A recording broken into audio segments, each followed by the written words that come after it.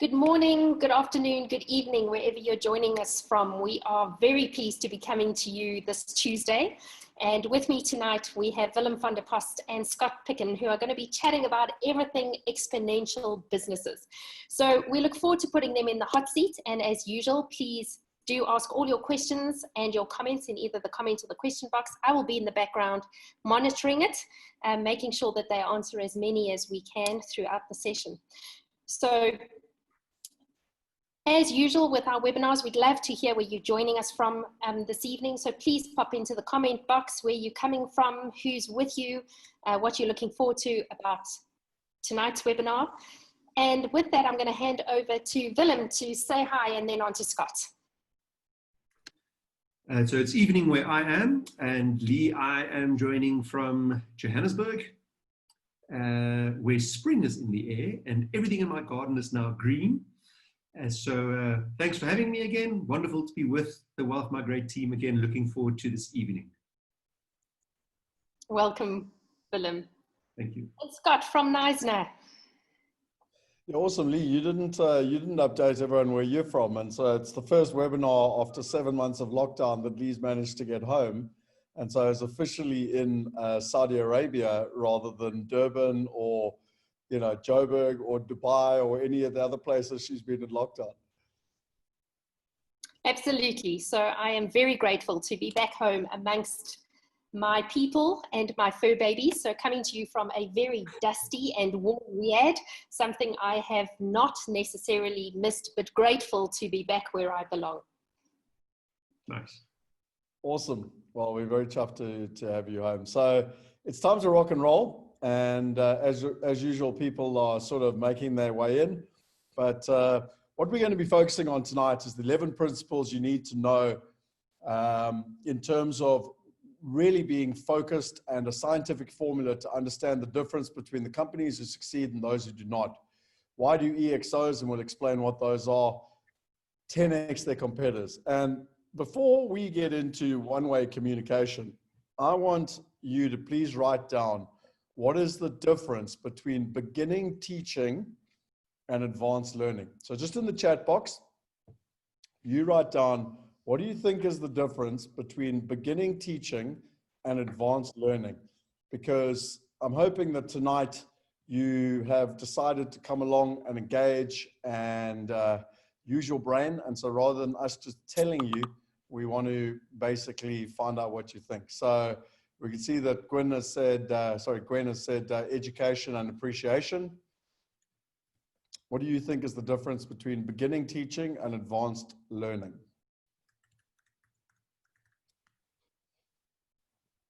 Okay. We've got no clue, nothing. Beginning teaching. Oh, sorry, my dogs are here. Hey, shush. Beginning teaching is absorbed. Scott, if I put my volume louder, my German Shepherd will probably bark back at your dog. That could be the world's longest bark. Yeah. Beginning teaching is absorbing lots of information. Advanced learning is about focused topics. Beginning teaching is repeating knowledge. Advanced learning is garnering insights. Lessons learned, theoretical knowledge and practical application, higher awareness and true understanding, time. So it's interesting, and thank you for those people that have been engaging. So for me, I wanted to tell you a little story, and I thought that this was a pretty cute picture to share with you.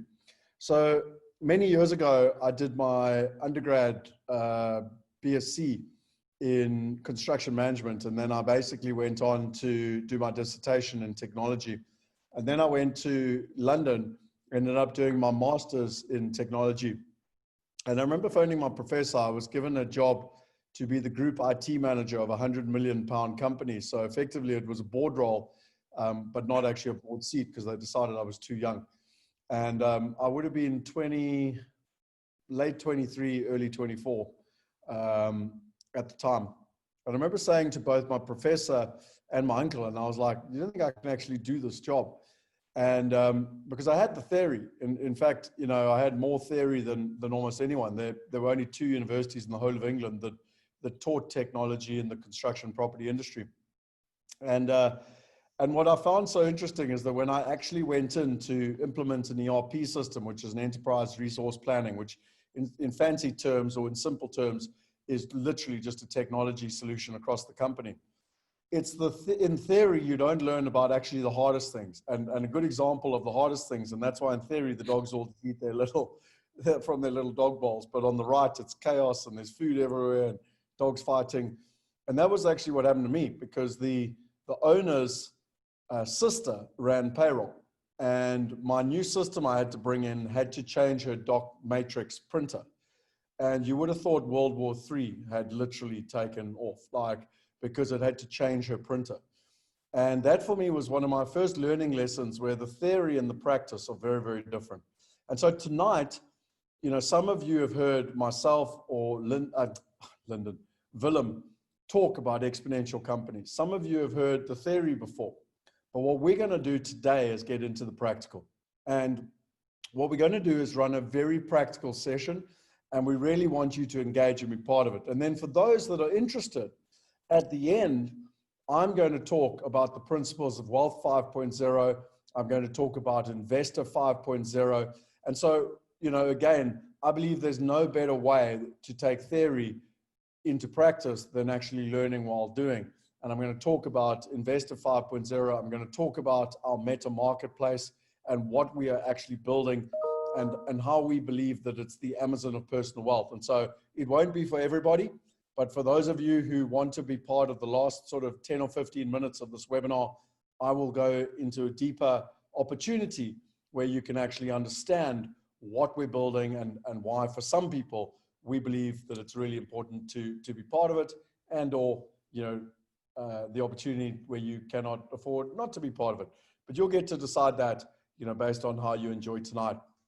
We did do a webinar about 2 weeks ago on the difference between the year 2000 and the year 2020 and where we're at today. And there's massive similarities.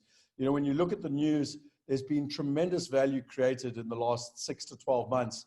And COVID is just one of the catalysts. And yet what you're going to realize and learn tonight is that there's an underlying scientific formula that you can not only understand, and what I believe is really important is that my suggestion tonight is that we're going to move to Willem.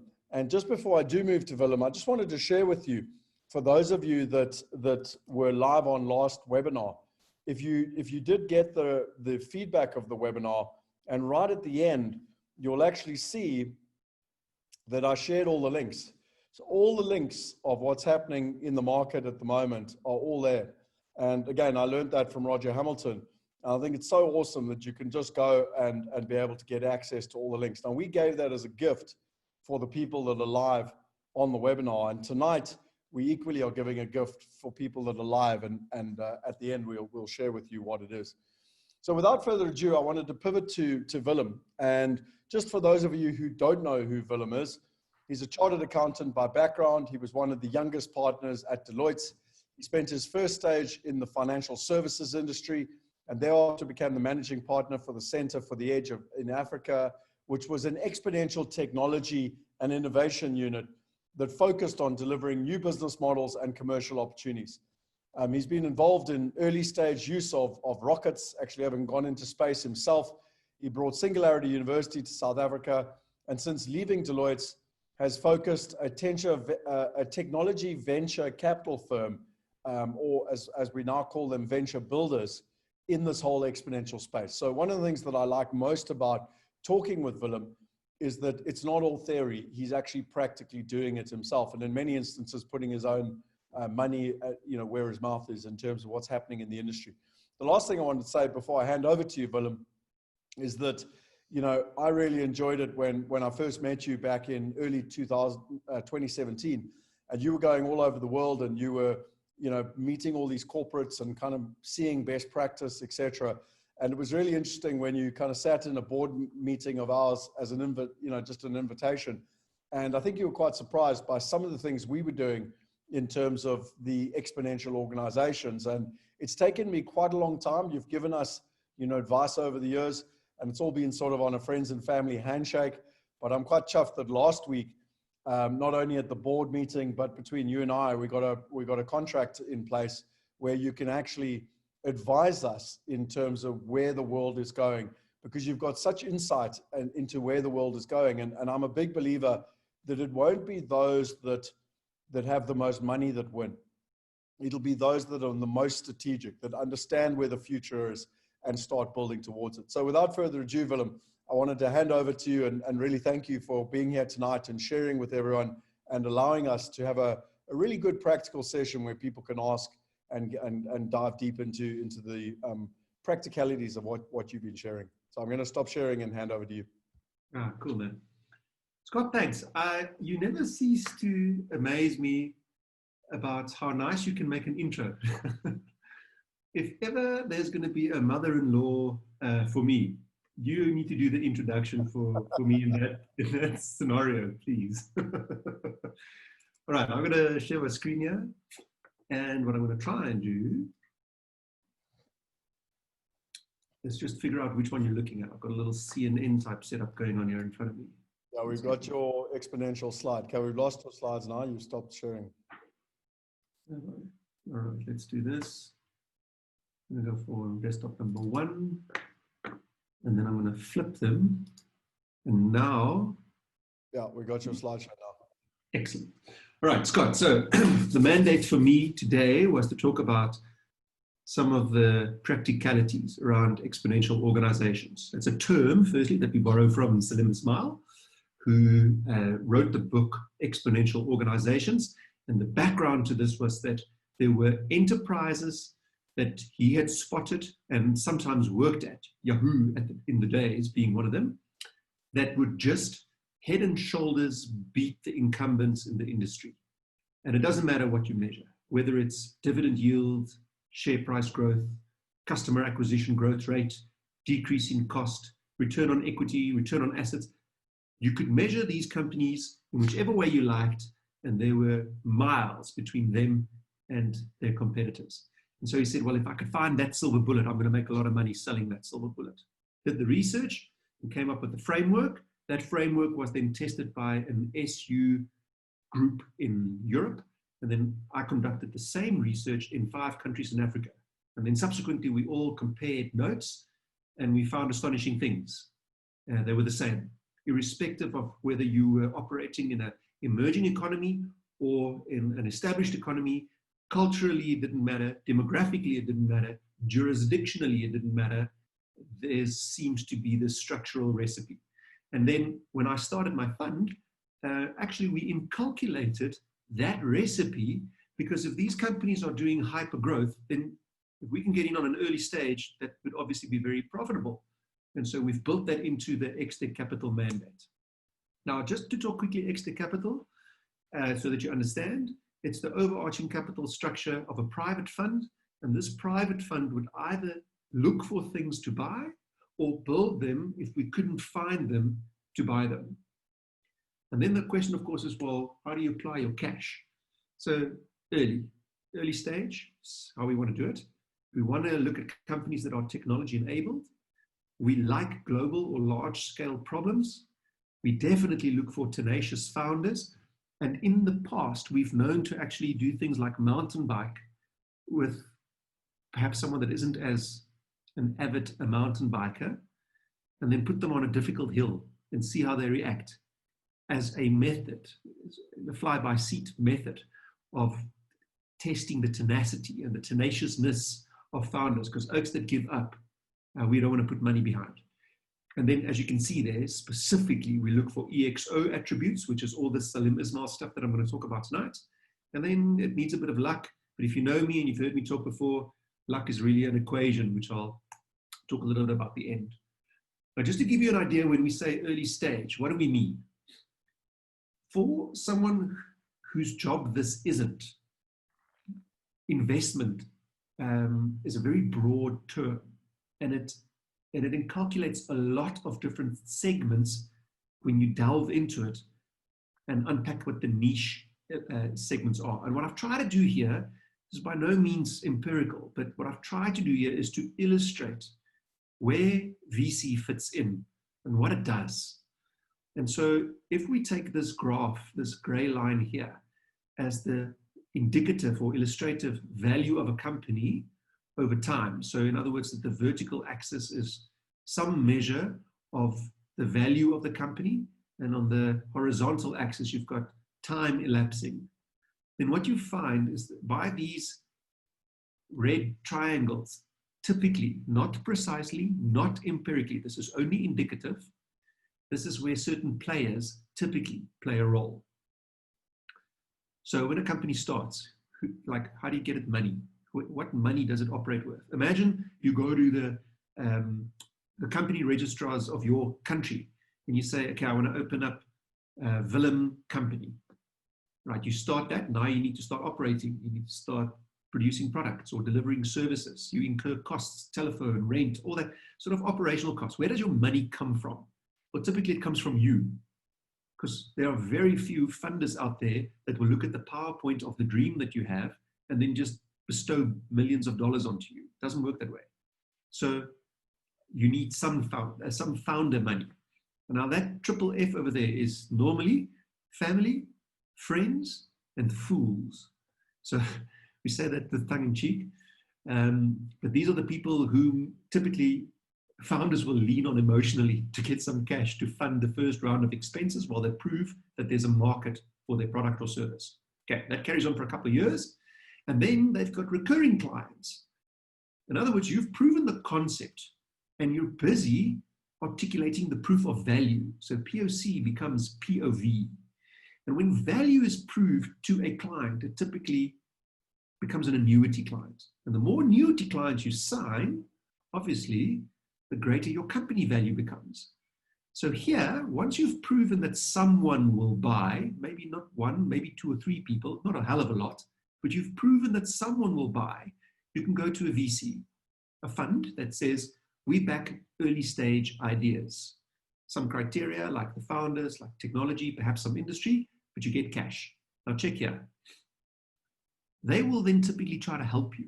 So they don't come in and take your shares only. If it's a good VC, they'll say, right, what product are you delivering? What service are you delivering? Whatever it is. And where do we have other portfolio assets or networks that we can convince to also buy from you?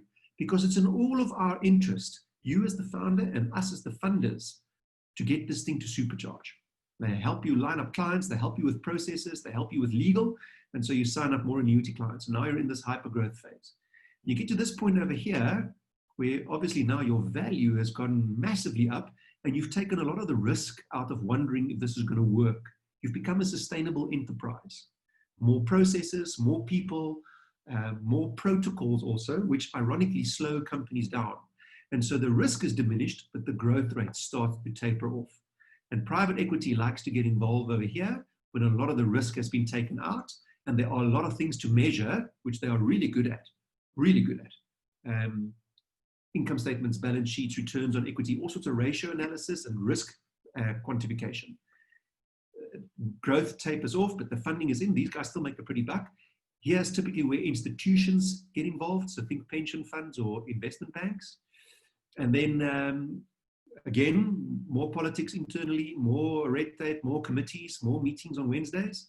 And then eventually when this thing IPOs, it becomes over-the-counter or a retail product which you can buy on an exchange like the JSE or the Dow or whatever the case might be. Now check where you make the money. If over here, VC gets involved when your company value, just as illustrated value, is 50, and they get out over here when they sell their shares to private equity, they've gone from 50 to 2,200, which means their delta is 2150. And TMB is a term that we use in industry. It stands for times money back. It's very crude. It doesn't take into account time value of money, but just as an idea, what is your TMB? And if you made 2150 over 50, you had 43 times your money back. You can go calculate what that is as a percentage. It's astronomical. And obviously the time in which you do it was from over here to more or less over here. So that gives you a time held of 4.5, in this case, years, just illustrative. And then just an interesting ratio that a lot of them will do is they'll take the times money back and they're divided by the time that it took to make that money back. And you get a factor over here. And a 9 is a good number. Private equity goes from, they're in on the ride from 2.2 up until 2.8. So they make a pretty big buck. in a very short space of time, took a lot less risk, which is why the return is also a hell of a lot less. Sorry, there's now Apple mouse that's now making my slides go backwards and forwards. And then the same kind of illustrative thing. This is not a finance lesson, but it's just to contextualize where you want to capture exponential growth. Typically, it's not, I'm going to bet on a PowerPoint, and it's also not, these guys have now done this for so many years that the risk has been taken out of it, but together with the risk evaporation sits the promise of return that also diminishes. The other thing that we look for when I say technology enabled, so that was early stage, now technology enabled. One of the latest examples in the fund is OfferNet. We know that enterprise, millions of companies have now digitized much greater than they had before COVID. So COVID was a real supercharger, brought the world forward. Some people estimate 8 to 10 years in the digitization journey. And then, of course, the consumer is also digitizing, smartphones, smart tablets, data becoming cheaper. And somehow, these two have got to find each other to do transactions. And between them have developed this maze of digital networks, Google Display Network, Facebook Messenger, Facebook Audience, TikTok, Snapchat, Instagram, all these channels with different pricing and different relevance scores. And humans no longer are able to effectively afford you a marketing in the digital space offering, because it's 24/7 and humans go home at 5. Over and above which, humans make mistakes. They take leave, they get babies, they make judgment call errors, where machines just execute and get better at it all the time. And so often it is an example of a B2C focused offering where companies that are digitized use OfferNet to get the right ad in front of the right person at the right time on the right device and in the right format through a technology enablement. And it's early stage, so this is a company that really matches what we try to buy. Okay, what's this? The other criteria is, I said, large or global problem. So here, perspective is everything.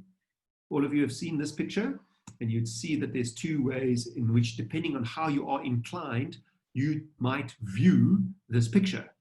And this is the parable for, well, or the parallel rather, for do you view a problem as through a negative lens, or do you view it through a lens of opportunity?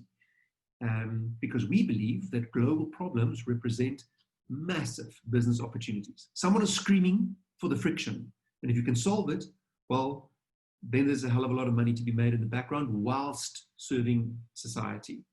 And so what are these global problems that one can think about? So there are some global goals that have been set by United Nations, and it's widely publicized. We don't necessarily, as Extech Capital, go on this as a shopping spree, but we certainly infuse this thinking into our identification of problem areas where there's large scale endurance of the problem and therefore also a large market. So here, this, I mean, Scott, we're going to talk how all of this marries to Wealth Migrate in a sec. And of course, as one of the primary goals is to eradicate poverty. Now, if you imagine how many people are in poverty, and if you could eradicate that, A, what you do for society, and B, how sustainable your business model is. Food production and food sustainability, we've already seen great investment going into this space here. Humans need to eat. Good health and well-being.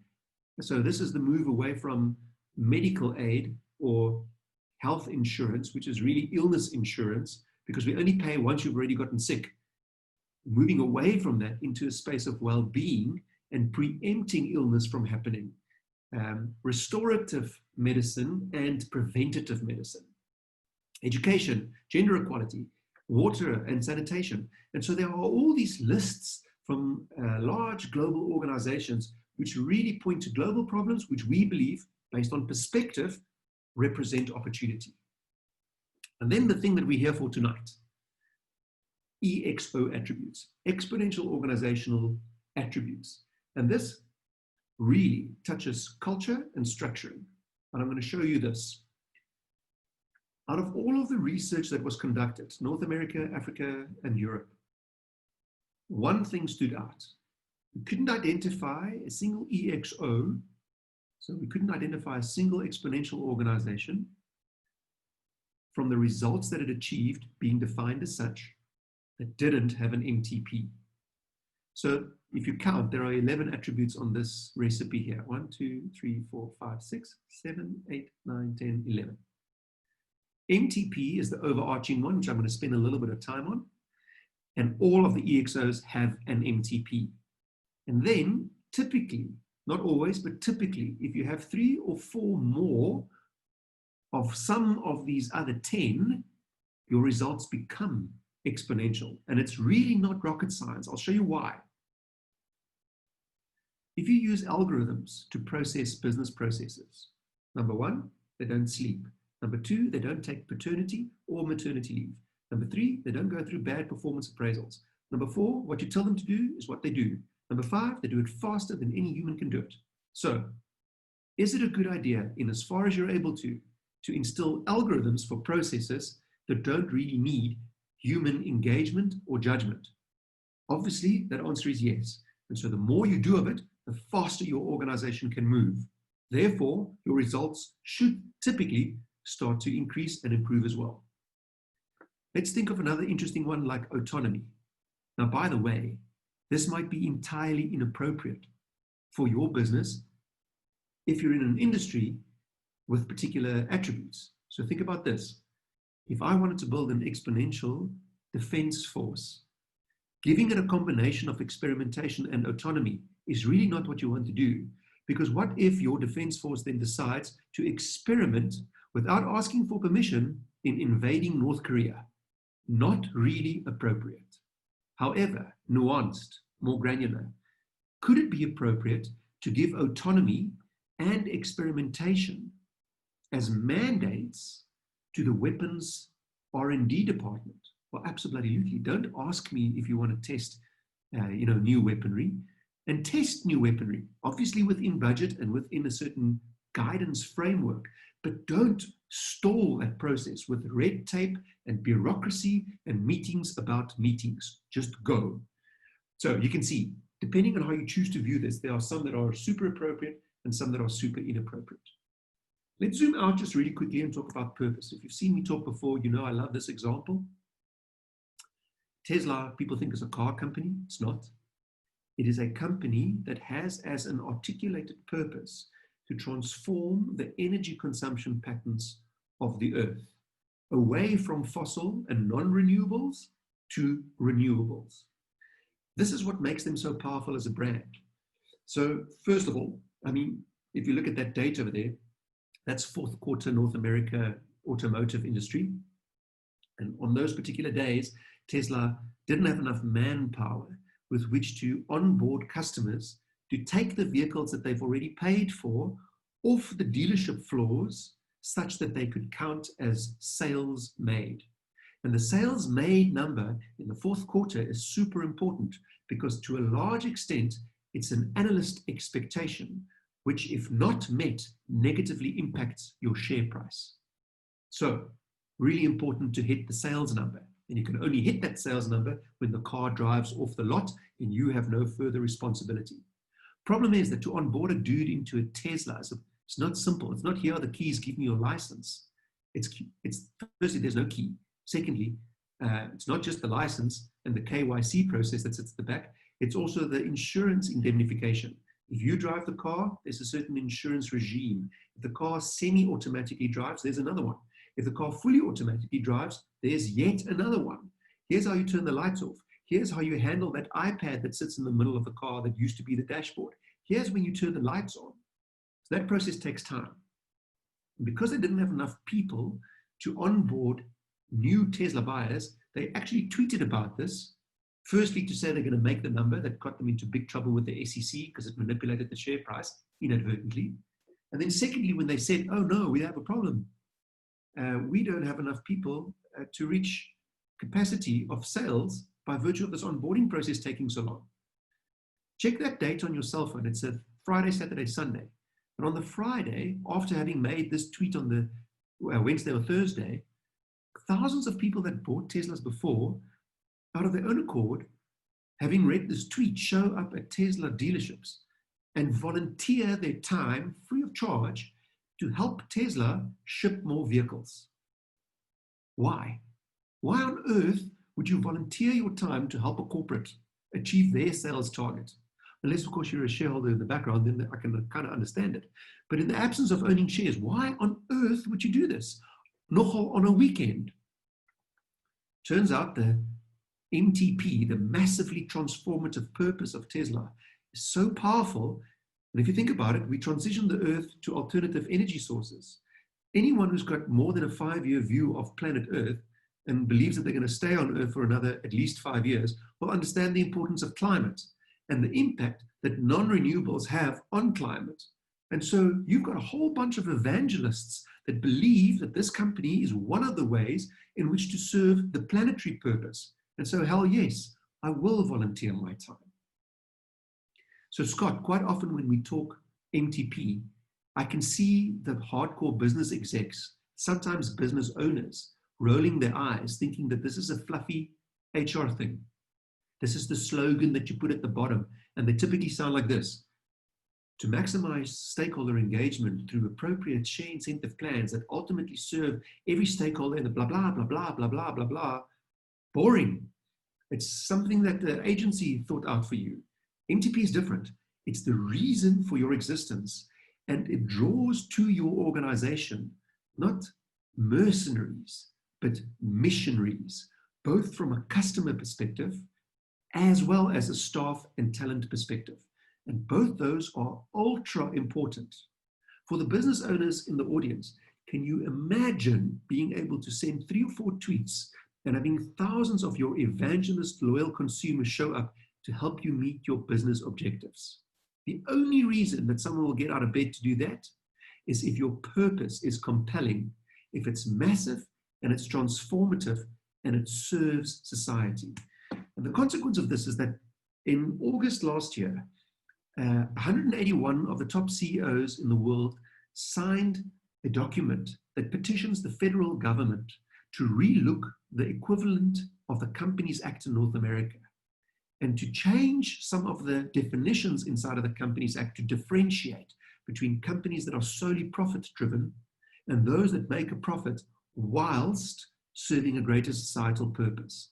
And the thinking is that within 5 years from now, you'll be unable to invest public money into profit-only organizations. You have to have a balanced portfolio where you serve, with capital at least, purpose-driven organizations.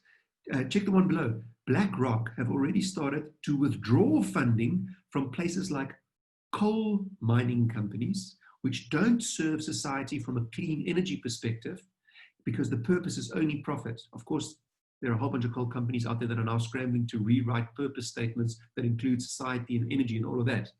But if this hasn't been your purpose in your DNA, expect withdrawal of funding. And then check out the power of how you look at this, right? So again, that element of perspective that I spoke about on that lady, which you can view the old lady or the young lady. Consider a watchmaking company. Consider also then on the left-hand side, a very linear way of looking at your purpose. We help people be on time. Okay, you could be very successful from a profit perspective through that lens. But consider the impact on the technical excellence and the product scope that a linear application of your vision, of your purpose allows for. And then juxtapose that on the right-hand side to a very transformative way of looking at the same company and saying, we help people achieve balance in their lives. And then consider what kind of products and services you can build underneath that purpose, the type of talent that you'll attract, and more so the customer base that you can accrue inside of that type of thinking. It opens up this ecosystem approach towards business. And I love this slide here. During lockdown, this is an example of a South African company that fully embraced the ecosystem play in Plettenberg Bay, one of the most beautiful parts of South Africa. There's a general store called SPAR. And this SPAR saw during lockdown that other enterprises, typically small businesses that weren't classified as essential services, had to cease trade. But that was really troublesome for the owners of those small businesses because that was their livelihood. And so what this particular spa did, it was one of 3 that did this in the country. It opened up its shelf space as well as its point of sale system and allowed these small non-essential businesses to bring goods that could fit into the definitions, have it on the spa shop shelves, try to say that fast, the spa shop shelves, and utilize the point of sale infrastructure with which to continue doing their business. And look at the share price over that period of time on the recognition that all boats rise when we stimulate the ecosystem tide. And so a very powerful thing that's coming to the fore. And then Scott, what I thought I would do, you and I, let's have a casual conversation about your enterprise and your EXO structuring, perhaps on the back of 2 of these attributes that I've pre-selected. And then what do you say we go a little bit unscripted and we ask people, I don't know, to pick 2 more that we'll dive into. I'll give some idea around like what the structuring attribute actually means and unpack it a little bit. And then we map that into your enterprise and see, almost like scoring you, see how you're applying this. You know, is Wealth Migrate EXO or is it just another company? Okay. And if you're happy to do that, yeah, let me get your buy-in first. Say that again? Now I was saying, let me get your buy-in first. No, 100%. And I think, I mean, just in terms of, engagement with everyone, I think Willem, as when you and I spoke about it, you could talk for 10 to 15 minutes about every single one of these. And just for the essence of time, there probably is not enough time to go into all of them. Although if people do have questions later, we can definitely engage with them. And Sure. I know that from Lee's perspective, we've also created a poll so that we could see which ones people are most interested in. So I don't know when you want to do a poll, Willem, just to be able to do it. I would suggest though, just before you do, can I steal back the screen? Because I want to talk a little bit about MTP myself. And what's really interesting for me is that I never even knew these fancy terms of MTP. And some, most people that have been on these webinars have seen sort of my background and my experience in terms of my dad and the story of my dad and everything else. But actually really where the important part came was that, over the years of running IPS, we noticed that the majority of people couldn't even afford the deposit. And then we realized, well, a lot of people that could afford the deposit, they were in residential, and yet the real money was actually being made in commercial.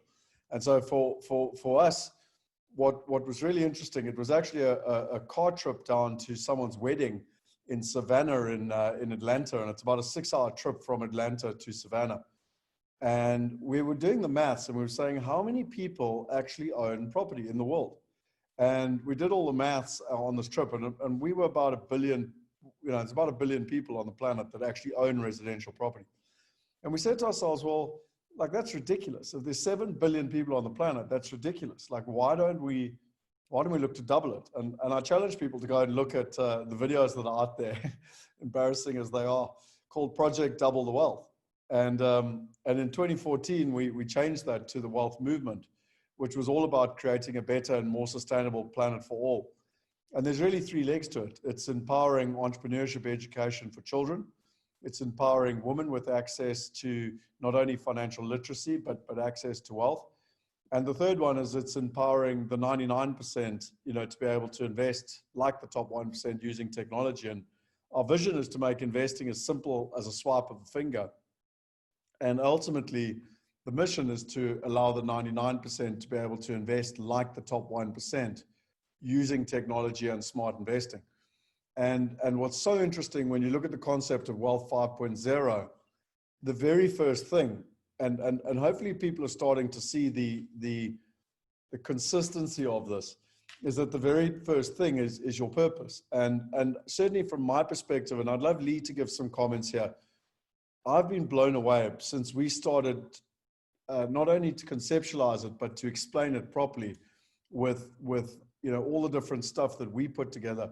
I've been blown away since 2014, the impact it had on our community, why people join either as an investor or as a team member. I mean, Lee, I don't know if you could talk even to Monday where James Potton, one of our board members, was actually talking about how it, was so important and resonated with him in terms of building team culture and everything. And, as head of community, I'd love to just know your thoughts on the impact this has. And I'm just backing you up, Willem, that, this is not something that you just go away and spend a weekend on and come back with a purpose and go, okay, this should be our purpose. Okay, everyone buy into it. Like, it's literally DNA to the company. Like, I fundamentally believe it has to be formed, right at the beginning. It's not a nice to have. It's a fundamental foundation. Yeah, absolutely, Scott. I completely agree. And it is something that we as an organization have lived, and we encourage our team members to actually breathe it every day, right from the WealthE University that helps to educate people, to what our purpose is, and our, I would say, our passion in helping everybody achieve their financial goals. And that's different for everyone. Being wealthy is completely different for everybody, but it's how you embrace that and how you accept that into your life and how you're going to manifest that is what we are trying to give to everybody. And through that, solve the wealth gap, which is poverty, and allowing people to achieve what they want to achieve and where they want to go. Lee, I'd like to add one extra thing to what you said, is solving the wealth gap is poverty, but yet the majority of the middle class is in poverty as well. And whether they know they're in poverty or not, they are in poverty based on the results. So they might think they've got a job and they might think they're well off, but when you look at less than 1% of people actually retire wealthy at 65, it's disgusting. And therefore, effectively the 99% is actually in poverty.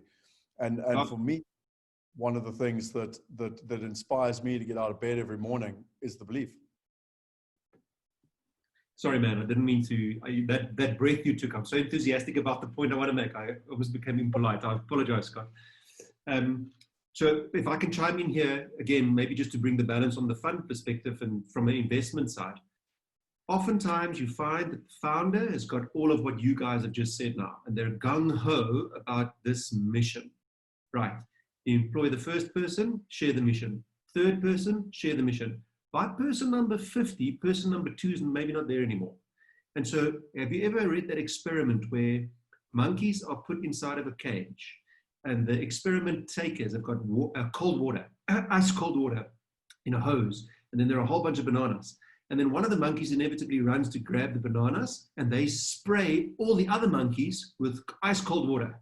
This happens 2 or 3 times. The monkeys figure it out. One oak aims at the bananas and the other monkeys sort him out. Then they take out one and they put a new monkey in. What does he do? He aims for the bananas. Everyone gives him a club. No water sprayed. They just know it's coming. And so they cycle through all the different monkeys. And in the end, all monkeys hit all monkeys who want to go for the bananas, and no one knows why, because no one's ever been sprayed by cold water. And so one of the things that we look for from a fund perspective, if we're a little bit later in the early stage, is does everyone know why they get up in the morning? Because it could very easily become just a job for someone, and then you have half enthusiasm, or when there are competing priorities, the business will suffer.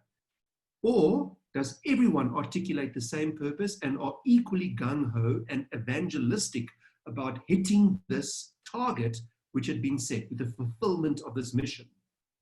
And that's why it's such an important thing for us to measure before we make investment. Does everyone know that NASA launches rockets? You ask the guy cleaning the hallway, what do you do here? He says, I launch rockets. Doesn't look like that way to you, but if these things aren't clean here, the whole mission suffers. I'm a part of that mission. That's awesome. So I just wanted to talk about purpose. I think it's critically important. And really wanted to emphasize, I've heard over and over again, we've been able to employ the most incredible team members, and without fail, there's been one thing that's attracted them. It's been that purpose. It's never once been that we could outpay, the competition or, something like that, So Willem, let's move to actually going into either the left or the right. How do you want to do it? Let me do a little screen grab here. Number 1. Okay, and then I could get a rigmarole. It's like Russian roulette. Every time I hit present, it changes every time. It goes to a different screen. Right. So we're seeing it. Yeah, there we are. We got it. All right. So what I thought I'd do is I'm going to combine two of these, because literally I can go on for 10 minutes about each of them, but I'd rather hear which ones we want to cover in a short space of time. And I'll give you an example where I'm going to combine two for efficiency. So community and crowd on the one hand, and I'm going to also talk about how that interlinked with experimentation.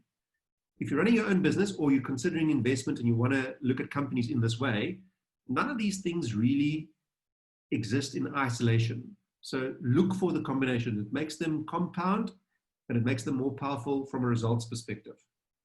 I've got thousands of spreadsheets on the back end of this. If you want, engage me afterwards. I'll show you some of them. Can't show you everything because that's our magic, but I'll show you some of them. All right. So here is an example of a mothership company that tanked, General Electric, but who had created this vehicle called First Build. And what First Build did is it cut through all the crap. It went past all of the red tape and bureaucracy of a very large multinational organization. And so First Build had its own CEO. It was off premises. They had their own dress code, and they had free reign within a framework to explore, experiment, make mistakes, and importantly, engage the General Electric community and crowd. Now, Scott, and Lee, let's use you as examples. How many times have you replaced an oven inside of a residential home that you lived in, not for renovation? Never. Lee? No, never. So if you're in the first world, ovens get serviced and they get maintained and they get certified for that maintenance and servicing. And so GE realized if we miss the initial sale of that oven, we miss out on 20 years worth of certification revenue. So better get that first sale right. How do we do that? Because we can sit, and if you're an own business owner, think about this, we can sit in the boardroom and dream up a product that could be, on the math of it, very profitable. And then someone just has to go and sell it. But do we ever reconcile back to our actual users to ask them, what is it that you want? We have a certain belief, but do you, the buyer, share that belief? Failing which, we're making products for us, not for you. Right. So First Build said, tell you what we're going to do. With all the safety standards and protocols and setup of large assembly lines with which to create these ovens, it takes a hell of a lot of time to change anything. So we're going to prototype. We are going to experiment. How are we going to experiment? We're going to go find our typical user, which in their case were housewives. They got a community of housewives together and then asked them to come to a workshop where they said, listen, tell us about our ovens. What do you like and what do you not like? And there were a lot of feedback pieces, but the one that stood out was your oven cavity is badly thought out. And they said, why? And the group of housewives said to them, well, if I make a roast, it's got to go into some sort of a dish. And when I put that dish with its lid into the cavity of the oven, I've got a lot of wasted space at the top and on the side. And so I still got other dishes to make with the main roast that also need to be warm at the same time. But now I can't fit them on the top or on the side. So it sucks, man. Do something about that.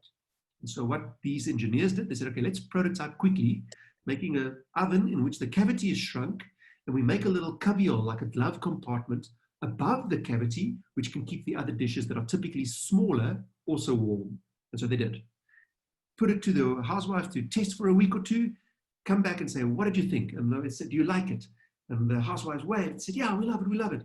But all of them had bandages on their forearms, and they said, what's this? What happened?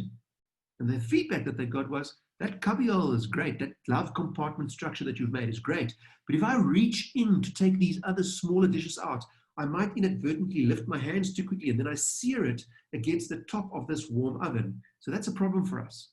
And then the engineer said, well, that's an easy fix, really. Let's just make it like a sock drawer, which means we can retract it, have no searing risk, offload the extra dishes, and then you've utilized the oven and your whole meal is now nice and warm because you serve the dishes at the same time. From inception of that experiment to mass production under 30 days, which for a large scale, multinational assembly line focused, standards and safety compliant organization is unheard of. Changing product takes years. These guys experimented and utilized the input of their community and crowd to validate their product, improve their product, and thereby ultimately lifted the revenue of oven sales significantly. So again, I say this unreservedly, this stuff here is not rocket science, but somehow most of the world misses this. The algorithm is faster. Utilizing input is important. Giving people freedom of reign to do their thing. Allow them to make mistakes. Don't fire them when they make mistakes. If they're negligent, get rid of them. But if they're making mistakes, use that as learning curve to embed into your product and go-to-market strategies so that you can grow faster. Have a dashboard, shows you information that you need when you need it. Have an interface with your client. Don't employ the whole world, and then when your demand turns down, sit with retrenchments. Have staff on demand as an agile staffing arrangement. These things are actually super, super easy and super 101 level stuff, but the application thereof, just for some reason, most companies don't do them. But the ones who do, oh boy, they get magnificent results. So there's my example, Scott. Now, what do you want to do? Can I share with you before we go to the poll? I want to share with you community and experimentation, because I think there's some interesting insights that I wanted to share with people what we've learned basically. And then once we've done that, Lee, let's chuck the poll up. But for me, what's interesting is that, you know, back as far back as 2014, 2015, we created what we call the wealth collaborative economy, where people have these different areas. And I want to be clear here that this is an evolving thing. Like, it's never perfect. And you know, I would love there to be so many more parts to it. But between all the different WhatsApp groups that people have, the actual meetups we have, I know, Willem, you've been involved in some of these, actual weekends away, and the lessons that you learn, and ultimately the meta marketplace. And what is the meta marketplace and why is it important? Well, my belief is that the world of like having one single Amazon is gone. And if you remember what Willem showed you with the likes of an OfferNet, it's now about this hyper focus. And women, as an example, want to have women-specific problems solved, and millennials want to have millennium-specific problems solved, and people in South Africa want to have different problems solved, from people in China to people in America. And I think that becomes really, really important. And one of the things as well that you mentioned, Willem, in terms of this growth, is that, you know, most people only get to get involved and around here once it IPOs at a Facebook or an Amazon. Very few people get involved at the institutional or private equity level. And this is the ability that we've offered people over the last 6 years now, to be part of the growth within the company. And it's what we call a wealth partner. Now, I don't have time today to talk about this, but if people are interested, I highly recommend they read our CEO letter in 2018, where the most popular book in 2018 was a book called New Power, Old Power. And Richard Branson actually said it was the best book of 2018. And the old power behaviors are all about complying and consuming. So it's just trying to be legal and trying to get people to try and sell as much stuff as possible. Whereas new power is about sharing, affiliating, adapting, so very much what you said here. This is, adapting is working with people. And then funding is the next level, where people actually put their money where their mouth is and they're fully committed. And, so this is just an example of a community base. And then the other thing I wanted to show you, where's it gone now, is this one here. Now, this is one that, if community is at our heart, this was one where there's definitely a lot of room for improvement. And in the last year or so, I would say up until 2018, we were very much in the traditional marketing space. And that typical thing in marketing is, you spend the money and 50% of it works and 50% of it doesn't work. You're just not sure which 50%. And over the last, 2 years, we spent a huge amount of time trying to understand this digital landscape. And one of the things that we learned about a year ago from a guy called Neil Milan, and I just want to share this with people, because it's absolutely phenomenal. You can go in and you can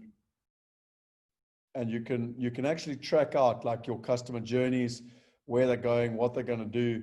So everything that Willem's showing you now in terms of experimentation and data and a lot of the algorithms and everything else, you can track it all out. And then before you actually do it, you can experiment. Okay, so let me just, sorry, I'm just logging in. Let me log in again. And you can basically go in, and there's a huge amount of functionality you can use here. And I want to be clear, like we are still, you know, in golfing terms, we're probably still playing off a 20 plus here in terms of where we could be, you know, versus a single figure or a pro. But it literally is real time. So I'm showing you when you do it, you can do all the different reporting and everything else. But the part that I like most is that you can literally go and you can say, okay, well, if I reinvest like 10% of the money, you know, what will that be in terms of my revenue? What will the growth within the company be? Or what about 15%? Or what about 20%? Or what about even 25%? And where this becomes so important, Willem, for everyone that's listening, is that when I look at it, most people, and if I go back to my slides and you take someone like OfferNet, you guys are playing this game at a whole nother level. Now it's all about big data, it's about PhDs, it's about algorithms, it's about hyper-focus, et cetera, et cetera. And so really what I realized about a year ago is that we were doing all this experimentation myself, and between Lee, myself, and another gentleman, we were going on courses and we're trying to figure out, and we actually realized like we're wasting our flipping time. Like as fast as we were learning, the market was learning faster than us. And you know, we got an internal partner on board who has 10 years in the space. They're a performance marketer, which basically means for every $1 they spend, they want to make you at least $4 to $5. And then this year we've started experimenting with OfferNet. And why this is important is that when you're on a platform like ours, if we Amazon and we're selling stuff on Amazon, they call it a customer acquisition cost. So let's say, for example, your customer acquisition cost, your CAC is $10. And let's say your customer lifetime value is $30. That means you sell a umbrella and you make $30. Well, basically, what's interesting is that you're getting kind of 3x the return. But what's interesting for us is that our customer lifetime value is actually infinite, you know, or almost infinite, because when a banker, you know, if you look at your bank, the average person stays with their bank for 14 years. And so when you log in and you've got digital wallets and digital dashboards and your investments and everything else, this is not like just buying an umbrella. And therefore, for us, from an experimentation and a digitization and a hyper-personalized focus, we almost, you know, once you've got the formulas right, almost need to be able to go to an OfferNet with the performance marketing and say, you know, do whatever it takes. Because once they're in the ecosystem, the customer acquisition cost becomes inconsequential compared to the customer lifetime value. And I don't know, you know, Willem, if you want to talk a little bit to that, and I might be confusing people now, but this experimentation and yet this data analytics where it's no longer guesswork, it's test, measure, predict. And once you've got that predictability, then you scale. That's what gets exciting. 100%. So one of the things that we've seen, companies design products, they think this is what people want, and then they just have to find the right marketing agency. OfferNet is not an agency in this example, it's actually a data company. And so you give us the ads that you think will work, but do yourself a favor and give us 2 or 3 sets. Because you might think that, let's take an example, you're selling mountain bikes, right? Whatever. You think that a dirty mountain bike that has been ridden gives someone the idea of, if only I could have done that. But is that data or is that your opinion? Because if you want to argue something, we find one of our taglines is we argue in fact. We don't argue in emotion. So that's your perception, Mr. CMO. The CFO wants pictures of pine fields, and the consumer actually might want something else, like a price tag. And so what we say is, give us all your ads, we'll float them, we'll find the right audiences for you, but then in 4 weeks' time, let's come back and see which ones worked. And we do a little, almost like a blind test with wine. Yes, bucket number one, it had a return of X dollars to ad spend. It acquired 60 customers. Here's bucket number two, it acquired 1,000 customers. Which one do you think acquired 1,000? And then you must see people's opinion, try to back themselves, because I think, you know, we've come out of an era of MBA type education. I'm not dissing MBAs, but the era has changed. And where MBAs looked for efficiency, maximizing value change, the new world wants agility and responsiveness, because data we can get, knowledge we can get. And so you must, as an organization in this agile requirement era, have a culture of embracing mistakes that are inherent in experimentation. Because if you don't, and you line up the whole boat to go for one thing which you're convinced on, and you're right, well, then you hit a home run. But if you're wrong, you've bet the bank on it. So experiment small, learn, adjust. That's why experimentation is so inherently a part of successful exponential organizations. And we look for that culture when we make investments. Who's trying stuff? Lee, could I ask, can we chuck the poll up around, as I said, I mean, we've only covered 2 and we're almost on the hour. So you were right, Willem, if we'd done all of them, we'd be here till 10 o'clock. So we've got all of them. So Willem, just while they're up, and I hope you can see them on the screen, I'm going to give my definition and you tell me if I'm right. So interfaces is like our different platforms with the ability, like how easy is it for people to interface with your business? Is that correct? Yes, it's the nerve ending of your organization touching the consumer. Okay. Dashboard's fairly self-explanatory. It's how, real time is your information. Autonomy you've discussed. Wait. One back. Just on dashboards, be careful. SAP tries to be a dashboard for everyone. Okay. Gives you. Let's do this a different way. Can you give us the elevator pitch on all of them rather than me getting them wrong? I feel like I'm back in my Afrikaans exam. Oh my word. Sorry, I didn't mean for that. Okay, so just quickly, dashboard. Actually, for efficiency of time, I think it'll be worthwhile explaining the 10 just so people have got them clearly while they're doing this. Cool. Okay, so interfaces, the nerve ending. Dashboard, the relevant data to a relevant role. Not SAP, on which people ignore 94% of what's on the screen. Give the oak that needs to make the choice, the stuff that he needs to make the choice with in time. Autonomy, don't ask for permission. You know what the mission is? Go out and apply your talent to achieve it. Don't sit in bureaucratic bullshit meetings.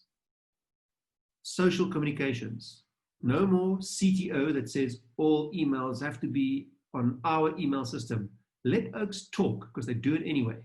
Now, whether they do it at the water counter or me and Lee, who's in the Middle East, and me in this tip of the, we can talk through a variety of different channels. It speeds up communication. So be more open about how you allow people to share ideas. Staff on demand, spoken about that. Algorithms, spoken about that. This one's interesting.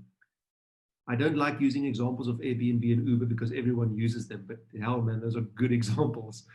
Uber don't own the cars and they don't employ the drivers. Airbnb don't own the real estate and they're not the ones that are renting. So someone else has an asset base which you leverage and utilize in deriving economic benefit. You don't have the cost incurred of buying it. Engagement, that's like what we said with the community. You have methodology, formal methodology, in how you solicit feedback from your community and your crowd. So it's not just that there's a loyalty program. There's a way for people with which they can provide you with feedback on your products and services and or ideas. And perhaps you even have an incentive program around that. So internally, we have an innovation thing. The guy that comes up with the best idea gets 50,000 Rand or whatever the incentive is, but it's formal and it's incentivized, both internal as well as external. So the only one that's missing is community and crowd, but I touched it on my experiment. No, 100%. So I can see that we've got about half the people that have voted. So let's just take the next 30 seconds. And if people can vote, as I can see at the moment, the front runners, oh, it's changing too quickly. I'm not even going to try and do this. So how would you like it to play, Willem, once we got the top 3? Why don't we do make it practical? So you are a business owner. Why don't you talk about that application within Wealth Migrate? Let's do a little practical show and tell. What you would do different, what you would do as our board advisor, what we should be doing to improve upon it. Okay, well, why don't we do that? Like before year end, if, now that we've started this process formally, we pick the one that the community now wants, and we think about where we are, and then talk a little bit about where it could be. Quickly, a little bit quick.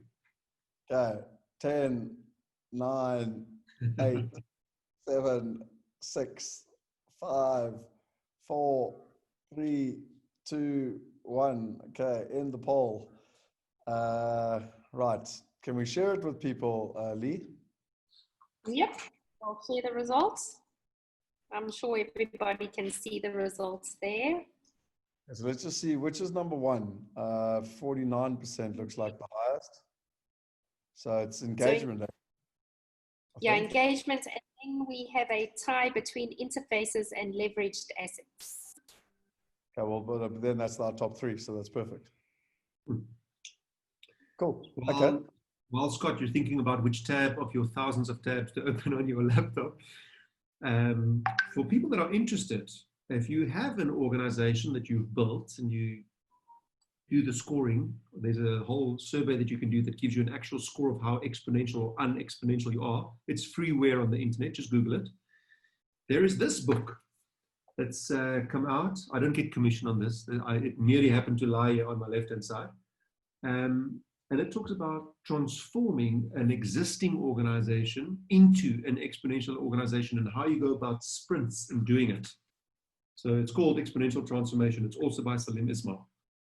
Do yourself a favor. Some really good business propulsion ideas and methodologies that sit in there. When did that come out? I didn't even know about that. Fairly new. I think it was the end of last year. If memory serves, it was November, Scott. Not widely publicized, but certainly attainable and certainly worthwhile. And also such a lack of format in which it's written because it's almost cartoon graphic. Awesome. Note to self. I'll put that on my Christmas list. So just engagement. So funny enough, engagement is the top one that came through, and I'd probably say it's our weakest one. So we did a CEO letter back in 2018. And in fact, we actually did an entire report in 2017 on how we would like to see engagement work. And we built out all the different frameworks for investment circles. So think of it like the cricket game. I forget what the bloody cricket Super Brew is, where people can participate and you invite your friends and you've got dashboards and you've got points. And you can see here, you invest with your network, you start an investment circle, and then you've got all your different friends. And so the way that this would work then is that different investment circles can compete with each other. It also means that we're not buying all the customers, because actually you get one customer and they bring their like 8 to 10 friends. It also means you can get influencers. So it was really, the idea was to copy angel.co, where you got syndicates like Tim Ferriss coming in and ultimately creating a syndicate, etc. And there's a huge amount of functionality we built in with circles, badges, and everything else. And what was interesting is that it was even the synopsis upon which the WealthE coin would come in, and it would be the currency within the platform. The challenge we've had, Willem, is purely a technology one.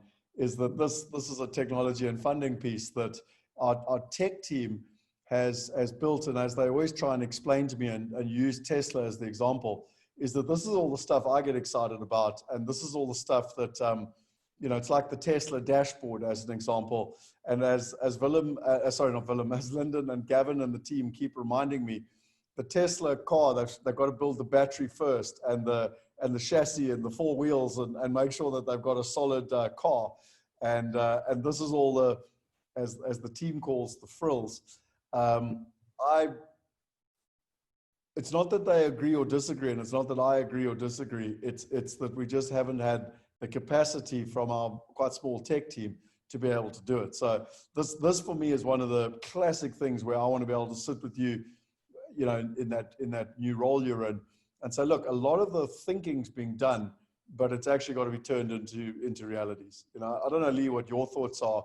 You know, we do try and do a huge amount of engagement, including even webinars tonight, but it's less formal. It's kind of, it's not gamification and all the way that I would like to see it working.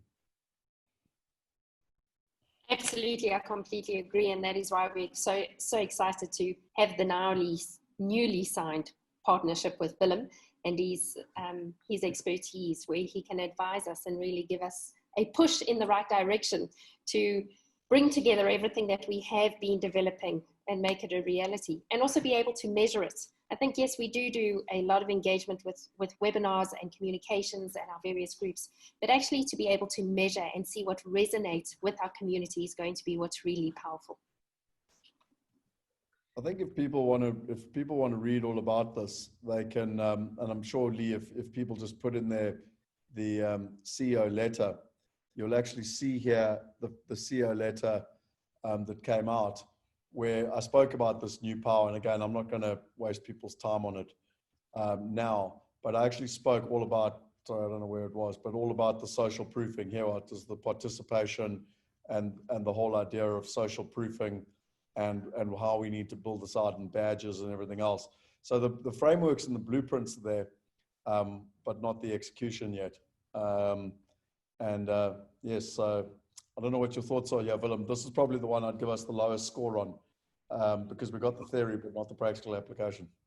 So I don't agree with you. I don't think the score can be too low, because I distinctly remember you having those weekends where you had your stakeholders come in.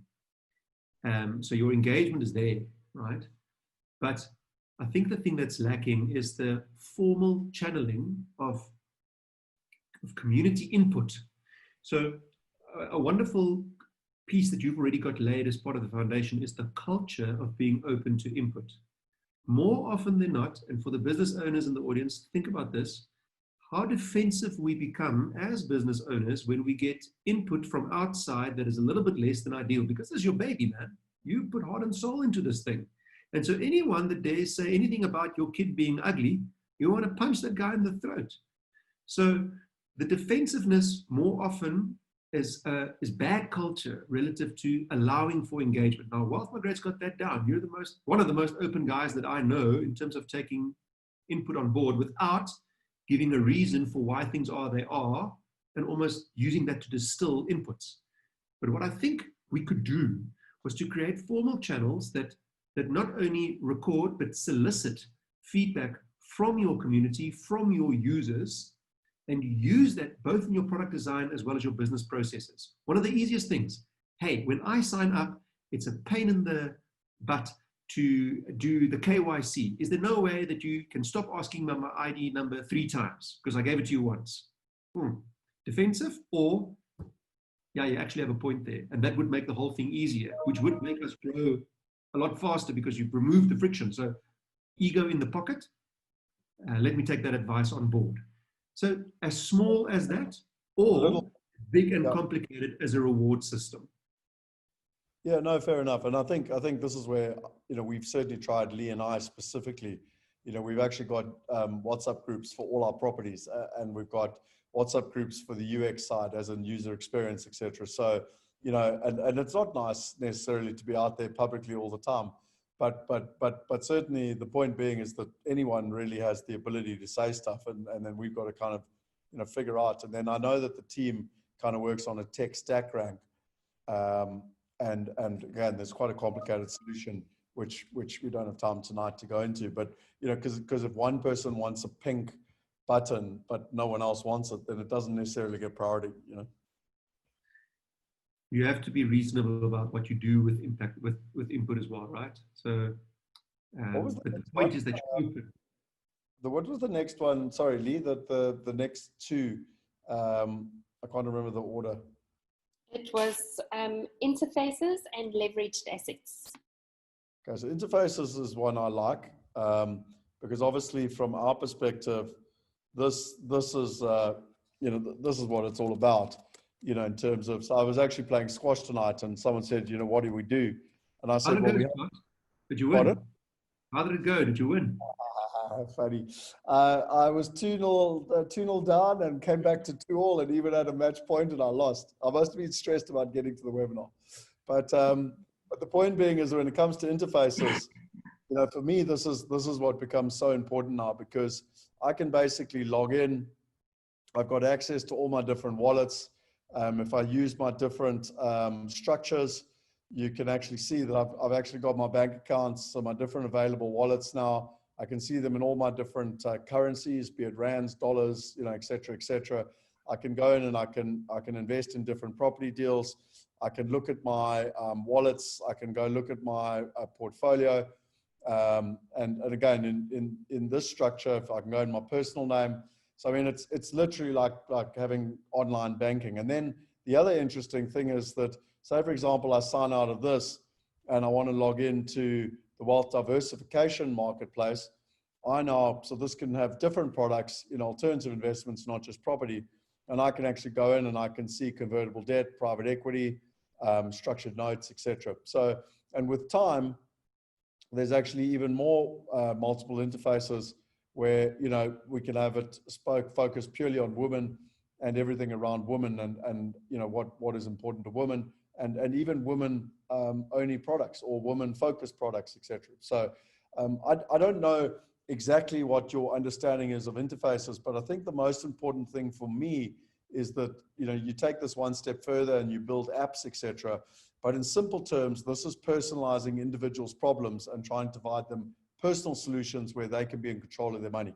So, you know, whether it's your personal bank account, whether it's your offshore structure, you've got complete control. And I think, Lee, one of the things that I appreciate is that my money goes into my wallet. I can take my money out. I'm in complete control of my cash with no human being involved. Yeah, that's absolutely correct. You can go on, you can see where to fund it, you can choose to withdraw it, you can choose your own investments to invest into. And so really we're putting the power back into our investors' hands.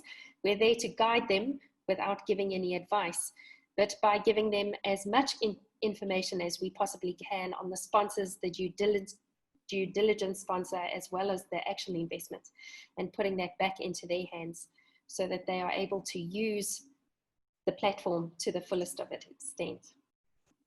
Willem, I don't know if you've seen this, but this is me. I've actually sent some money over and I want to invest in this deal. It's going to cost me $97. So I've got complete transparency on my fees up front.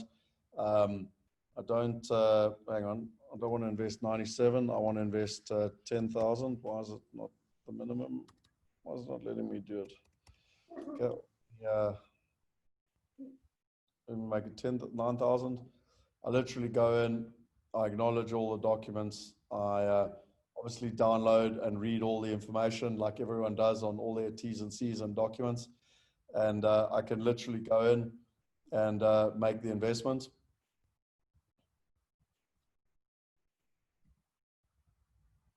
And there we are, I've done it. If I go to my portfolio, you guys have literally witnessed me investing in so it's done it in rands. I can do it in pounds because it was a pound investment. And you can see that it's all interacting and it's done automatically for you. So in less than 2 minutes, you've just watched me invest in a structured note that previously I would have needed $2 million to be able to do that. So I don't think we need to discuss this too much, but you know, people being in control of their financial destiny, you know, which is one of the things I know the team's most passionate about, is not truly a reality. I'll show you another example of a quick interface if you want, if I can grab the screen off you quickly. Yep. Just quick, this is Nike, just because everyone knows Nike. This is desktop number 3. There we go. But check here. I'm in the customization section of it. So I want this shoe over here. Clickety click. And then you click. Okay, that's how it looks. That's the standard. Okay, and I can inzoom like that. Now you say customize that shoe. There's my German Shepherd just welcoming everyone to the neighborhood. And let's say I want to change the upper part of this thing, right? So I click on that. Now it'll give me the options over here. I want it white. And then that's how it'll look from the different angles. Click over here. Okay. Or I want it in Coast Vapor Weave. First time I've heard that or said those words. Right. So now I go through all the different attributes of the shoe. I make the shoe that I want. I say produce. That is Nike's interface with me as a user. Not guessing what shoe I would like, allowing me to make the shoe that I like. Domino's Pizza took this one step further. They made you do your own pizza, and if other oaks bought your pizza, you got a percentage of the sales price of the pizzas by Willem, the pizzas by Scott, the pizza by Lee. Interfacing the nerve end of the organization with the consumer base that sits out there. You're not detached and you're not in an ivory tower. That sounds very much like an investment circle, and people could participate and actually follow Willem or Scott or Lee's investment circle, Dolph de Roos or Henny or anyone, based on their beliefs. So that was exactly the logic of what an investment circle would be about. Lee, I'm conscious of time. Let's jump to the last one in terms of what I can't even remember. Sorry, I should have written them down. Leveraged assets. Leveraged assets. So this one for me is a really interesting one. And if I go to the slideshow here, and I look at it now, why is my slideshow gone? There it is. So for me, the leveraged assets here, and I'd love, Willem, you to talk a little bit about this, but what's really interesting is our platform sits in the middle here, and we're not trying to go out and find demand partners all over the world and do it all ourselves. And we're also not trying to be supply all over the world. So we're actually leveraging on partners that either supply or demand. On top of that, if you take Lemonway and all the wallets system that I showed you, they're actually the largest digital wallet provider out of Europe. They've got something like over 200 platforms. They've got European regulation. It's protected or backed by the top 5 European banks. And again, we could go out and build our whole own digital wallet provider. I've got no idea how many years it would take to get the compliance and all that. Or we could literally go in and leverage and work with their assets. And the last thing I would say, which people don't realize, and I don't know if this would count, Willem, but if you and I went to go and buy, me and Lee went to go and buy a property in London or America or Australia, it is extremely difficult to get a mortgage. I mean, it's virtually impossible as a non-resident. And by partnering with a local partner, in America, we could only borrow at 8-9% when it was us. And yet when we partnered with local partners, we could borrow at 3.5%. And so you're leveraging those relationships. And I don't know if that fits in because it doesn't fit into your Airbnb Uber model. But, as an investor, that makes a significant difference on your return. Absolutely fits in because the asset is just intangible. It need not be a bricks and mortar or a physical asset that you're leveraging. It could be an SLA. It could be a relationship. It could be a jurisdictional compliance piece. So it gets more complicated, obviously, when the things come intangible. But the fact of the matter is that someone else has built and is controlling that asset, loose terminology asset, and you are utilizing that in an ecosystem play to lift everyone's boat. Excellent. So, I must admit, I'm quite passionate about this, and I could talk about this all night. What I'd like to do, Willem, is just in terms of, to go back to this diagram, is that you've got a model which I'm going to share with people just now, where they can actually go in. And I would highly recommend that everyone that's on this webinar goes and does this for yourself, for your own business, whether you own it yourself or you're an employee in someone else's business, and on top of this, even the companies you want to invest with, you should look at, doing this exam, test, whatever you want to call it. And what's so interesting is that every time I've done it, sometimes even if you like failing badly, you realize, well, this is what we should be doing. And I found it to be a great test. And actually, I used to get the board and the leadership team to do it as regularly as every quarter. And I think it's something we should bring back in, because even if we're failing at something like engagement, or, I know you said we're not failing, but in my opinion, it'd be one of our lowest scores. And it's like, and then we could like say to people, well, look, this is what we need to do. But you also said something to me, which is really important. And again, we're going to work through this at an advisory level within the strategy of the company, it's not about, I think you said there's no company in the world that has all 10 things, 10 out of 10. You know, they've either got purpose or not. Like, that's definitive. It's non-negotiable. But the other sort of 5 on the left and 5 on the right, at best, are sort of 5 to 6 of them are flourishing. And, you know, I think for any company, you need to decide which ones are you really getting, you know, putting your time, effort, and energy behind. Yeah, so the best ones in the world have all 11, but there are like 5 on the planet, you know, in its entirety. So that's by far the minority. Average American score came out at about 72, which is high. Average South African score 2 years ago, I think was 47. Now, remember my thing about perspective. That's either reason to cry and open up another bottle of whiskey, or with a few small tweaks, we can unlock exponential growth, because look at all that headroom. Which person are you? It's a personal choice. And on top of that, I'd take it beyond South Africa to anywhere in the emerging world, because, you know, again, you know, whether it's South Africa or the rest of Africa or India, you know, there's Southeast Asia, you know, it presents tremendous opportunity. So, you know, for me, really. Just quickly on that point, imagine a company that's proven that it's got a product that the market wants and that tickles one of those big societal issues that we spoke about. Then imagine that the only thing that they need to do to really lift off and break the stratosphere is to tweak 2 or 3 at worst, 4 of these structural issues, which, as we've just shown you, is not all that hard to do, but at the moment they're scoring low. Do you think that's a buy opportunity?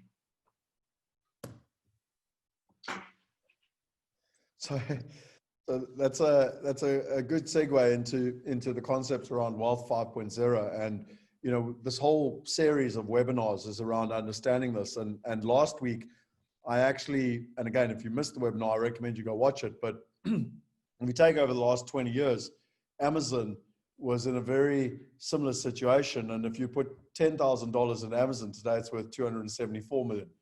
$10,000 in Alibaba, it's worth 108 million. You know, $10,000 if you invested with Elon Musk, it's worth 40 million. You know, Naspers, that bought into Tencent, that owns WeChat in China, you know, is worth 55 million. And one of the companies that I like most is Salesforce, where, you know, rather than a couple of venture capitalists being the only ones that won, it was their entire community that, as far back as 99, actually invested in Salesforce. And that's what we copied. I mean, that's why we did this, where we allowed our community to participate. And hopefully tonight, you've seen the benefit of everything that Willem shared, because it's actually a win-win process. One of the things he didn't say is that you know, one of the most important things is distribution. And you know, I can't remember, but you said something like reach the market, like over and over again. And you know, if you've got shareholders that are also your investors, that are also passionate about the MTP, then it's a win-win solution in terms of, you know, being able to get that distribution. And that's why we truly believe that there's the opportunity out there to create this Amazon of personal wealth. And, you know, I think with regards to the track record, I certainly wish that we had done better, quite frankly, but there's no one yet on the planet that has the global distribution and the track record that we've got already. And so where do we find ourselves? Well, there's a number of webinars coming up, another 5 webinars that are coming up. And if you're interested, all 5 of them are different. You know, next week, it'll be the 8 technology trends, 8 societal trends. Then it'll be Ray Dalio. Then it'll actually be Prof. Aruli, talking specifically about property. Then it'll be about Society 5.0, Entrepreneur Investor 5.0. And finally, it'll be an open dialogue Q&A between David and Willem, which I think will be fascinating to take us into the Christmas holidays. And so for me, where the opportunity lies, and for those of you that want to hear a little bit about it, is that the world is now about meta marketplaces. You know, at the center of it, you've actually got this opportunity to copy what Amazon did 20 years ago. And what that is to be a platform model. So at the center, you've got your platform, so the functionality doesn't change.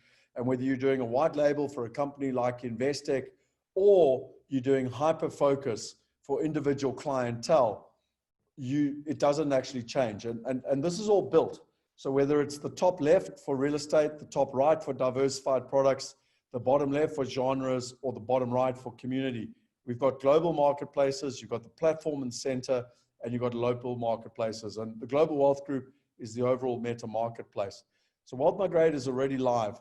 You know, we've got the Wealth University, we've got the Wealth Movement, we've got Genius U, we've got Cashbox, we've got Zuza, we've got the Enterprise Development Property Fund. Some of you might not even know that these exist because they exist in different countries. We've got wealth diversification. The next one to go live is the Private Wealth Global, which is effectively our high net worth, ultra high net worth brand. And with time, we can launch all these other ones and all the local ones. We can launch Millennials in Wealth, Women in Wealth, but we won't be doing it. Willem won't be doing it. Scott won't be doing it. Lee won't be doing it. It'll actually be hyper-focused teams using autonomy to go out with a passion in those areas to succeed. And that's where, you know, the look and feel will be different. The communication will be different. The solving their problems will be different. But ultimately, the solutions will be very similar. And whether it's millennials or women in wealth. And so where does the opportunity lie? Well, you know, for us, it's really to copy what Amazon did 20 years ago.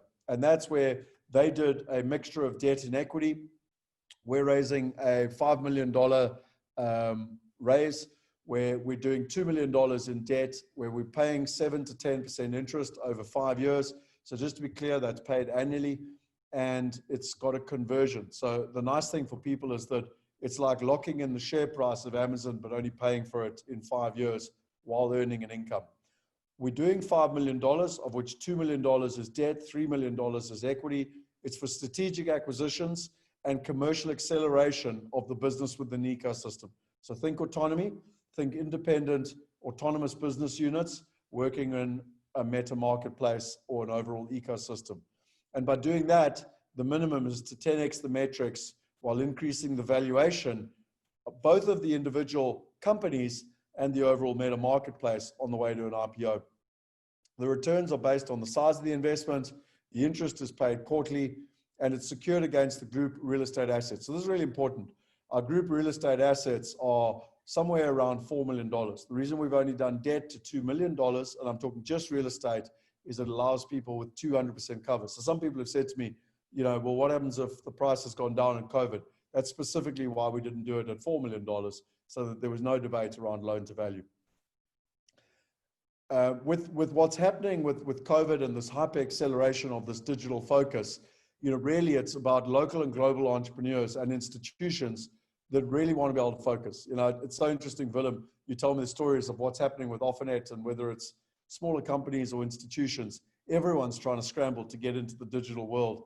And it's so fascinating because those that have the infrastructure and experience are now providing it. And really what we're interested in is that venture builder concept. It's an ecosystem. It's where it's a win-win process, where you're onboarding them, you're enabling them to succeed, they're using the infrastructure, they're using the overall group, and it becomes like an incubation hub.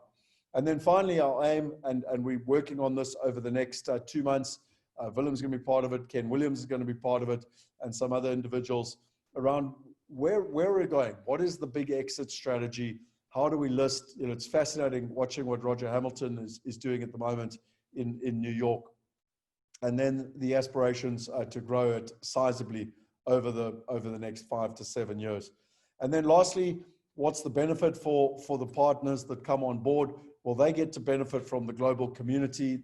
They leverage on the digital technology. That significantly increases their revenue and profitability, and ultimately the overall meta marketplace. And so the opportunity for those that are interested is that there's a silver level, which is a $25,000 investment, 7% interest, and a 3% discount on the current share price.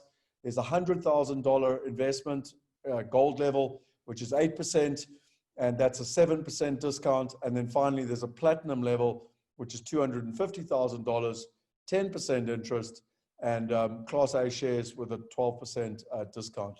And just to give you some final notes, it converts in 5 years. It's a minimum of 24 months. Interest actually stays in the bank to protect the income. The capital is protected against the real estate assets. And then if you're worried about you being the first Charlie that's doing this, There's already $650,000 in the bank. There's another $500,000 in contracts, and there's over $1 million in warm commitments. And I'm just talking on the debt. On the equity side, there's already $3.25 million in signed contracts. So there's quite significant demand considering where COVID is, as people understand where the world is moving towards. And so what will the capital, what will your capital be used for? Ultimately, CapEx, so 48% will be investing in the platform and maybe building out some of the engagement things we spoke about, the digital products, branding and marketing, the meta marketplace rollout, human capacity and OpEx is 18%. And then, global compliance and global corporate governance is so important. People like Willem and other board members and board advisors and global structuring and whatever, to do things properly, it takes capital to do it properly. And that's really quite important to us. And so in terms of the next steps, if you are interested, you can literally go to the landing page. I didn't actually open that up, but, and you can read all about it. I'll show you just now. You can speak with one of our wealth consultants.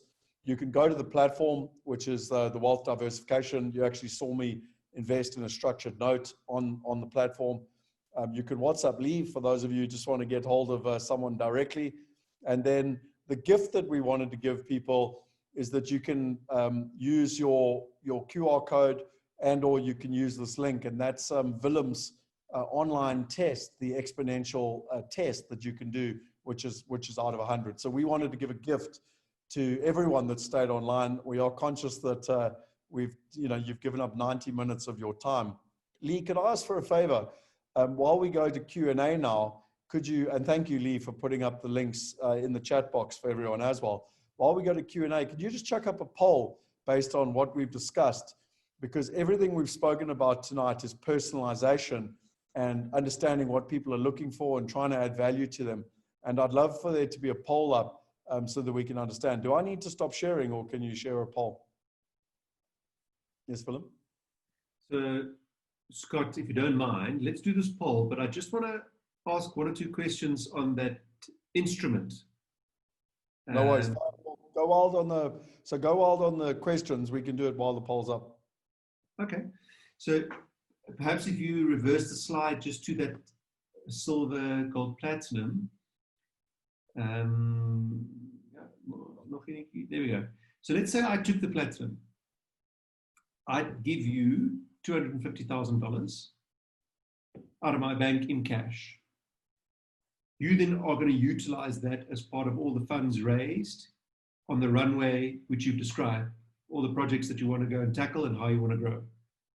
For me, as the guy that gave you the 250, you're going to give me 10% worth of interest annually.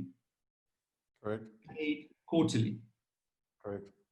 Okay. And then I get Class A shares at $2 a share when it converts, which is 12% discount to the current share value today. Correct. So the current share value that we've worked off, and there's multiple different valuation techniques, was $2.26. So, $2 is a discount off today's current share price. But what's more important is that working on quite conservative assumptions, we would be looking within 5 years for that share price to be, on or around $10 plus. So you'd be looking at a minimum of 5x in terms of that share price growth. Okay, so in other words, let's say that you've got 100,000 customers now. You take this money, you build the stuff that you want to build. You grow from 100,000 customers to, 1 million customers over 5 years. And then you either IPO or some big other institution comes along and buys you. The expectation of having 1 million customers means that you think the share price is going to be upwards of $10. But I bought convertible debt notes that will convert in 5 years' time at $2 a share. And actually, that's already an uplift in value for me because the current share price is $2.26. Correct. Okay. Scott, forgive me for going through the 101s here, but I think oftentimes people will look at the spec sheet of a product and like a couple of questions come up and the slide moves on before you get to sink your teeth into it. So perhaps just for my own benefit and for whoever else had the same sort of train of thought, I just wanted to make some lasagna out of that spaghetti. No, perfect. And I think the other thing that's important is that under COVID, there's a couple of things people are looking for. So the first thing is they're looking for wealth protection. So that's why we've got the debt product that is protected against the real estate assets within the company. Okay. The second is they're looking for an income. So, the debt product, and again, I'm not going to go into it in detail because I went in detail in the last webinar, but this is exactly what Amazon did to take advantage of what was going on when you had the dot-com boom bust in 2000. And while all their competitors were going bankrupt, they actually accelerated their innovation, accelerated their marketing. And today we can see the benefit of that. So we're actually copying that strategy. And the third one is that, after everything we've discussed tonight, and after you showed the stages and everything else, people want to participate in the upside.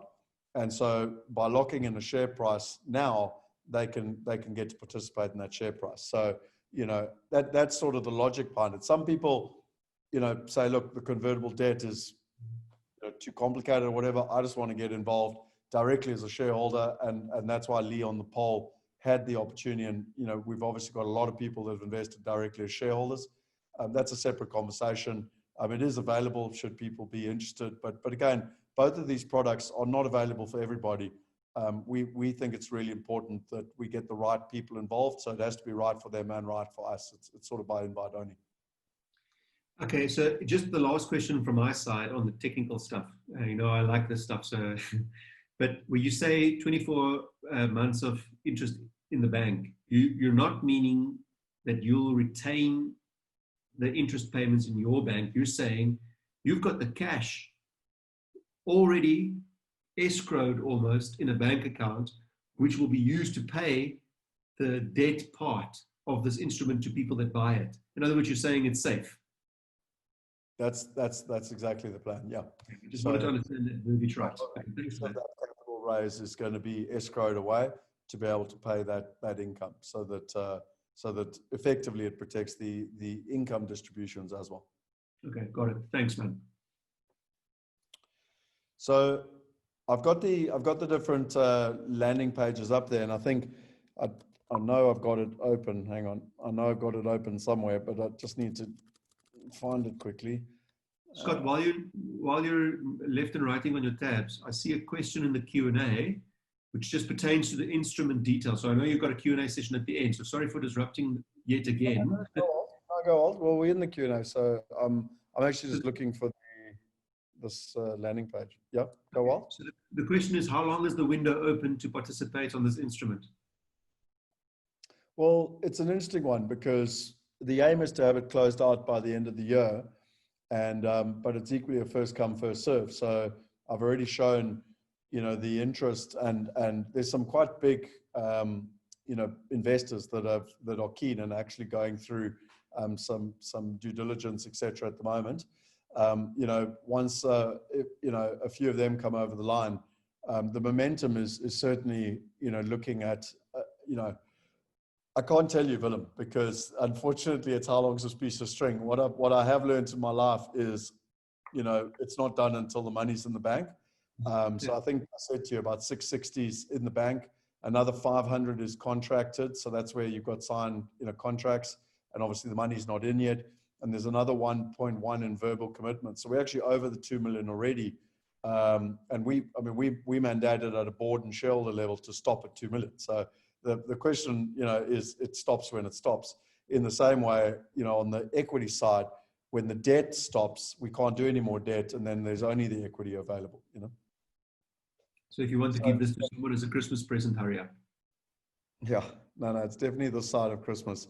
We're talking internally about trying to close it all out by the 30th of November, just because, practically I would like, and again, to explain to everyone, including the wealth partners that are online, I'd like this to be done and in the bank so that we can sit with people like yourself, Willem, and say, right, now how do we really take advantage of where the market is and have all our energy and focus on that in exactly the same way Amazon did it, 20 years ago. Cool. That was Gwen's question. So. Oh, Thanks, Gwen. Lee, would you mind putting in the links to the landing page and equally the wealth diversification marketplace, just so that people have got the links, in the chat box. If you're watching the recording, you can see them on the screen, and or you can click down below. And equally, you can see there that you've got the link to Willem's test. I can see that someone just raised their hand, and whoever that was, would you mind just typing your question? It's probably going to be easier just from an audio perspective. How do you see a hand raised? I just saw it came up on my screen. Sylvia said, "Thank you, Willem. These practical details are so important to understand what one gets into." So, yep, I completely agree. This is the accountant in Willem. So it's brilliant. I agree with it. I'm always conscious of people's time, Willem. So, but equally, people have invested a lot of time, and we want to make sure we're answering questions. So, can one participate in ZAR? At the moment, no. And the reason being is that we are an international company, and our holding company is out of London, and we've got a subsidiary company out of Hong Kong. So the investment is in pound or in dollars, and so we can help you. We've got a company that can help you move the money and set it all up. But at the end of the day, you're buying an investment in a first world asset that's going to pay you a first world return. And therefore, we're not allowed to take rands and move them overseas ourselves, because that effectively would be breaking money laundering rules. Exchange control rules. So what I will suggest for the private investor that wants to do this is not advice, but there are services like Shift from Standard Bank.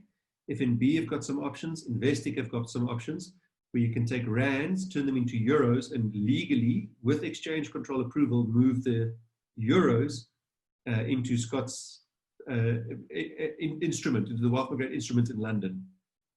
We've had to do this recently in a series of investments that we made. So this is fresh knowledge that I can share. Yeah, look, the good news is that with the digital wallets, and I've shown you the digital wallets tonight, you don't have to have offshore bank accounts or anything. Actually, what you can do is, it's really quite simple. And what we are trying to do is that the people who become shareholders and investors, etc., ultimately we want them to use the platform. I mean, that's the ultimate aim. And they don't have to, but that is the ultimate aim. And, hopefully you can see that I've put my money where my mouth is. I've actually got all 4 of my structures. I've managed to get 3 of them KYC'd now. There's 1 to go, which is my American structure, and that's a little bit more complicated, but in terms of doing that. So I just want to see if there's any questions. Repeat those names, please, from Anonymous. Done. I'll do them out loud for if someone else has the question as well. I don't know if that goes straight to Anonymous or not. It's Shift is an app from Standard Bank. I don't know if you need to be a banking client of theirs. FNB has something similar. And for a fact, I know that Investec's got it. And then at one stage, Scott is going to build a Bitcoin exchange in which you can sell crypto. We tried. It's called WealthE Coin. And we just got to, the regulators just got to allow it, basically. So that's always been the vision and the dream, but we've got to let the regulator catch up. So, what is interesting, again, if you are interested in that stuff, just type in there wealth consultant and reach out to one of the wealth consultants. And I know, Lee, there's a follow-up. Oh, there, you've put it up already, the thank you page. And literally people can go and they can download the fact sheet. They can speak to a wealth consultant. We've got a number of companies that can actually help people transfer money. I mean, we've helped people invest over $100 million, arguably, admittedly, not all from South Africa, but whether it's China or India or South Africa, they've all got exchange control, and we've helped the people from all over the world. So what I'd suggest, we've got currency partners as well. So there are a number. So, but if you chat with our wealth consultants, they can assist you with that. What I'd like to do quickly is that, just for the essence of time, is that I wanted to just run a conclusion. And I think really for me, what Willem's shared very kindly tonight with the EXO formula is that it is a formula. There's things you can look for, either if you're wanting to be an investor, or there's things that you can look for in terms of building your own business. He shared his formula and what they're doing. There is a book called Exponential Organizations. You go and read it. If you want to do it a little bit simpler, you can go and do the test. There's a number of things that you can do and you can follow. But the one thing I've learned in life is the fastest way to success is to copy successful people and not try and figure it all out yourself. So, that's why I'm so grateful for Willem sharing what he's doing and how he's doing it. And equally for me, at a theoretical level, and remember I spoke right in the beginning, the difference between theory and practice is that Willem and I very much to date have had a theoretical conversation. And when this webinar finishes, him and me are going to get into the next part of the conversation, which is the practical side of this conversation, because I desperately want at a board level and a strategic level to say, cool, where's the world going? What are we going to do about it? And that's obviously what from an X-Tech perspective that they're looking at. Why do people invest with us? Well, the first thing is that they're wanting to make a profit. We're looking at a minimum to 10x people's investment. They want to be part of a global community. They want to learn, grow, and invest with like-minded people. This, for me, is such a critical part of it, and something we never realized. It was the greatest fluke that we started back in 2014. And then purpose. We want to solve the biggest challenge on the planet, allow the 99% to be able to invest like the top 1% using technology and smart investing. And, Willem, you said it, but I love this one by Peter Diamandis. The world's biggest problems are the world's biggest business opportunities. And I think we can safely say that no poverty, or even the middle class and the horrendous kind of challenges with the wealth gap and income inequality, and basically people wanting to get access to be able to invest like the top 1%, to be able to create their own freedom they want in their life. This is a problem not going away. It's one of the biggest problems on the planet. And he who solves it is not only going to have a life of legacy and purpose, but equally a life of profit. And so from my perspective, Lee, that is everything that I wanted to share. I'm not sure if there's any other questions or if anyone else wants to ask anything that they would like. I'm just looking through here. Okay, so we've got currency partners. Lee's put that up. Sylvia, I've answered yours. Gwen, we've answered yours. Anything else that that people would like to? So Carl asked a question and Willem replied to it and said, what's the suggested that you can search in Google? And Willem answered MTP scale ideas. And Kevin used to work, yes, so Kevin actually works with exponential organizations at the moment with Salim. And so, yeah, we can probably organize those books through him if they're hard to get.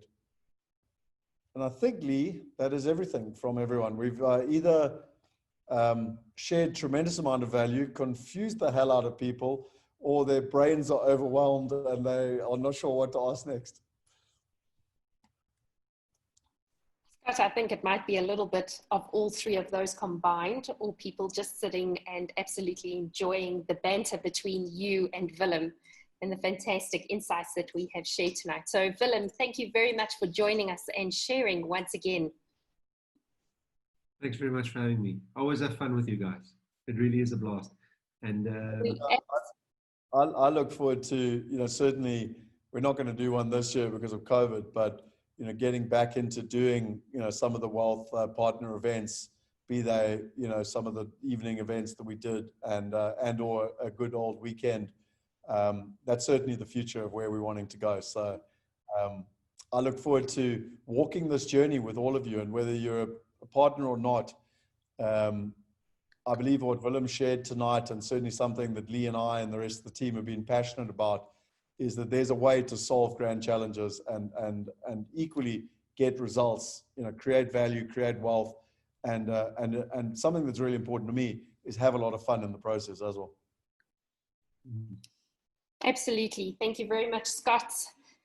Willem, for your anecdotes and the way you enlightened us about that experiment with the monkeys. I think a lot of people are going to be speaking about those poor darn monkeys for a very long time to come. But jokes aside, to everyone who has spent the last 2 hours with us, regardless of where you've joined us from, we hope that you got some meaningful information from tonight, and we thank you for your time. We do really appreciate you joining us. If you got value out of this, please do share the content with others. You're welcome to send through the recordings and invite people who you believe would get value out of our upcoming webinars. To those, to Scott and Willem, thank you very much again for joining us. We will be sending out the recording to everyone who registered, so please do pass that on. And if you have any follow-up questions that you would like us to pose to Willem and Scott for upcoming webinars, or just to get some answers to you, you need to speak to someone, please do reach out to me. We're always happy to engage and hear from you. So on that note, wherever you are in the world, I hope that you are surrounded by love. Be safe, look after yourself, and be blessed. Until next time, goodbye. Yes, everyone.